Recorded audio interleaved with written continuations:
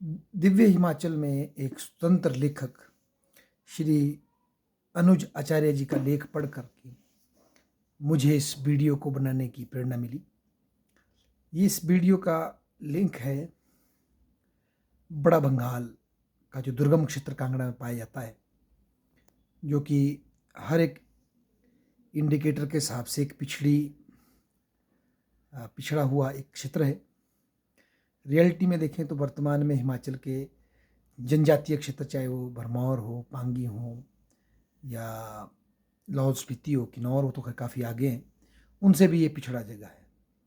हालांकि यहाँ के लोग ओबीसी कैटेगरी में आते हैं। तो ये कोई किसी रिजर्वेशन की मांग के लिए ये आंदोलन, ये वीडियो नहीं बनाया। मकसद ये है कि जब कई बार वर्तमान सरकार कई बार मुद्दा उठाती है कि कांगड़ा जिला को एक टूरिस्ट हब के रूप में पेश किया जाएगा, तो ऐसे में पौंग के इलाके को डेवलप किया जाएगा, वहाँ वाइल्ड लाइफ सेंचुरी एक्सटेंड की जाएगी। हालांकि वहाँ काफ़ी कन्फ्लिक्ट है, जो लोग बेचारे पहले से अपनी ज़मीन से उजड़े हैं पौंग डैम के नाम पे, वो बेचारे और ज़्यादा सफ़र होंगे।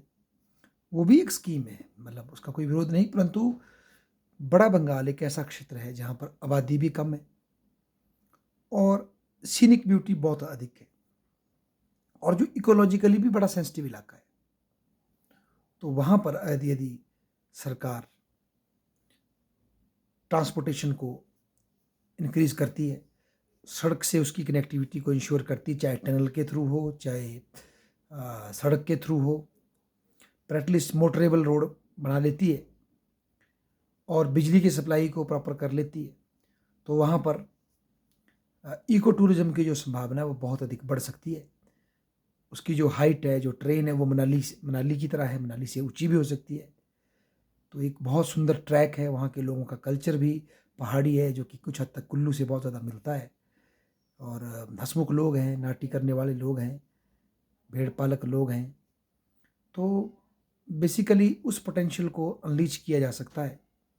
कुछ उसकी छटाएँ हमें बिल्डिंग में भी दिखती हैं, और कुछ ब्रोट वैली भी अब डेवलप हो रही है, परंतु और ज़्यादा सड़क की कनेक्टिविटी की विशेष ज़रूरत है, सड़क और रोड की। और जो गलतियाँ मनाली के विकास में हुई, जो गलतियाँ शिमला के विकास में हुई, उसको यहाँ बदला जा सकता है, और इसको एक प्रॉपर जोनिंग के थ्रू, जैसी प्लानिंग के थ्रू, एक इको टूरिज़्म से इंस्पायर्ड और इस तरह के हट्स वहाँ पर लोगों के द्वारा बन सकते हैं, जो कि लोगों द्वारा अपनी लोकल शैली में बनाए गए छोटे छोटे साइज़ के हट्स बन सकते हैं, जो कि इको फ्रेंडली हों। और कितने वहाँ पर टूरिस्ट आ सकते हैं, इसकी भी एक मतलब वो बन सकती है कि वो भी कोई मास उसका ना बन जाए, परंतु एटलीस्ट वो एक संभावना खोल सकता है कांगड़ा के विकास के लिए, और इवन उसके साथ लगते मंडी के क्षेत्रों के विकास के लिए, क्योंकि टूरिज़्म की बहुत ज़्यादा पोटेंशियल डेवलप हो जाएगी वहाँ, और जो पिछड़ापन है उस इलाके का वो स्वतः ही खत्म हो जाएगा। उसके लिए पिछड़ेपन के कोटे की जरूरत नहीं पड़ेगी, जिसका उदाहरण हमें लाहौल स्पीति में आज देखने को मिल रहा है। हालांकि 1960 के दशक से ही लाहौल स्पीति के लोग स्टूल ट्राइब में आए, उन्होंने बड़ी मेहनत की, आलू का क्रॉप को डेवलप किया गया। आज कई और क्रॉप्स वहाँ आ रही हैं, ऑक्सीजन वेजिटेबल्स आ रही हैं, लोग काफ़ी रिच हुए, परंतु इलाका ऐसा सच उतना विकसित नहीं हो पाया। लोग रिच हो गए और लाहौल से माइग्रेट कर गए कुल्लू के लिए, कुल्लू मनाली के लिए। पर आज जब टनल बनी तो पुनः लोग वापस जा रहे हैं कुछ हद तक, और वहाँ टूरिज़्म की अपार संभावनाएं आ गई हैं, और लाहौल आज एक, और इस संभावना के आने से वहाँ की अन्य फैसिलिटीज़ पर स्वतः ही इम्पैक्ट पड़ रहा है, पॉजिटिव इम्पैक्ट पड़ रहा है। तो कुछ इसी तरह का हम बड़ा बंगाल के लिए कर सकते हैं। ये बात सही है कि लाहौल के विकास में भारत की जो स्ट्रेटेजिक जो योजना है टनल की, उसका लाभ मिल रहा है, परंतु बड़ा बंगाल के लिए एक विशेष एफर्ट करके इस दुर्गम क्षेत्र को कनेक्ट किया जा सकता है। यहाँ पर बिजली और दूसरी फैसिलिटीज़ को इंश्योर किया जा सकता है, जो कि अनुज आचार्य जी अपने लेख में बता रहे हैं। तो इससे ये दुर्गम क्षेत्र अपने आप में ही एक नई अट्रैक्शन पैदा करेगा, टूरिज़्म बढ़ेगा, यहाँ की पोटेंशियल बढ़ेगी, लोगों की अन्य रोज़गार उत्पन्न होंगे, तो अपने आप अन्य फैसिलिटीज़ पे भी इम्पैक्ट पड़ना हमें दिखाई देगा। और इसको एक नए टूरिज़्म के फ्रंटियर के रूप में डेवलप किया जा सकता है, जहाँ पर कि इकोलॉजी और टूरिज़्म साथ-साथ एक बैलेंस बना करके चल सकें।